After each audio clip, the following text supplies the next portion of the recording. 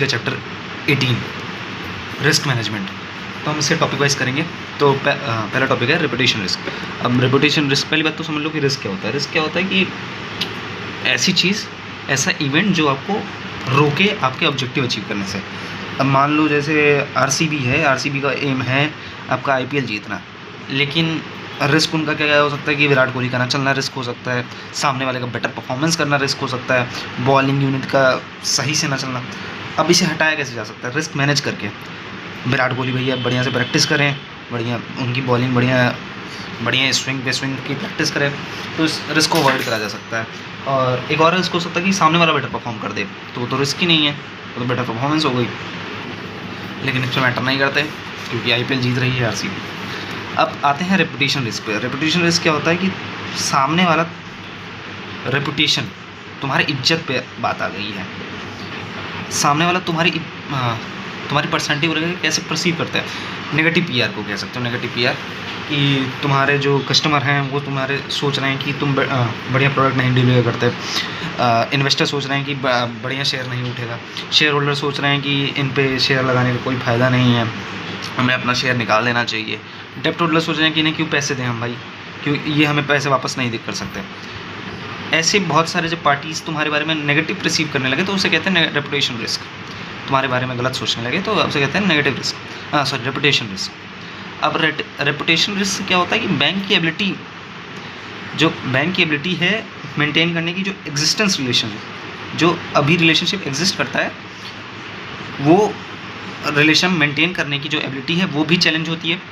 वो नया रिलेशनशिप बनाने में भी मुश्किल होता है, क्योंकि अगर बैंक किसी को ऐसे को क्यों लोन देगा जिसका रेपुटेशन खराब। ठीक है। अब loss of reputation has a long standing damages like.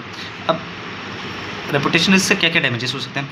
Brand value पे आपका असर पड़ेगा, शेयर वैल्यू गिरेगी, स्टीप डाउन ट्रेंड इन शेयर वैल्यू, स्ट्रेटेजिक रिलेशनशिप ख़राब होंगे, रेगुलेटरी रिलेशनशिप डैमेज होंगे, क्योंकि भाई रेगुलेटर सोचेंगे कि ये कोई ना कोई डिफ़ॉल्ट कर ही रहा है। और बढ़िया ट्रेनिंग, तुम्हारे पे बढ़िया लोग काम करने नहीं आएंगे, क्योंकि उन्हें लगेगा कि तुम स्टाफ को बढ़िया पे नहीं करोगे या फिर स्टाफ के साथ कुछ ख़राब कर दोगे। अब रेपुटेशन रिस्क मैनेज कैसे करा जाता है?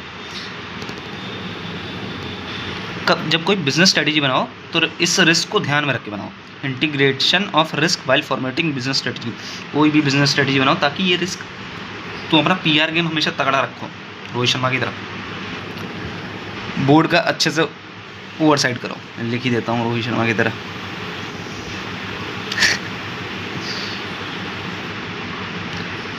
बोर्ड ओवरसाइट कि बार बारी जो बोर्ड ऑफ डायरेक्टर हैं वे इस रिस्क को देखते रहें कि पनप तो नहीं रहा।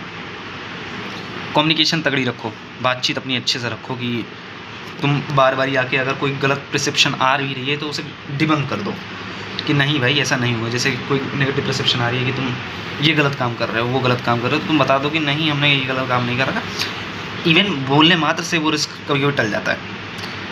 कंप्लायंट रहो, जितना कंप्लायंट रहोगे उतना तुम्हारा वैल्यू बढ़ेगा कि भाई ये लोग हर लॉ का कंप्लायंस करते हैं, ये एडुकेट कंप्लायंस रहते हैं, टाइमली कंप्लायंस करते हैं, और गवर्नमेंट की जो सोच है वो बढ़िया रहेगी तुम्हारे प्रति।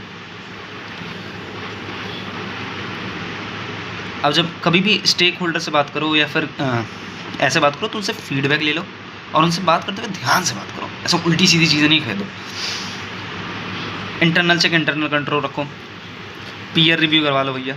अगर तुम सीएस फर्म हो तो पीयर रिव्यू करवा लो। पीयर रिव्यू के फर्म से तुम्हें पता चलेगा कि साइड पीयर रिव्यू क्या होता है, कि अपने बराबर वाले से तुम रिव्यू करवा रहे हो कि हमारी जो क्वालिटी ऑफ सर्विसेज है वो सही है कि नहीं है। तो अगर पीयर रिव्यू रहोगे और सामने वाले ने कह दिया कि हाँ तुम क्वालिटी सर्विस अच्छे दे रहे हो, तो सब बिलीव कर लेते हैं।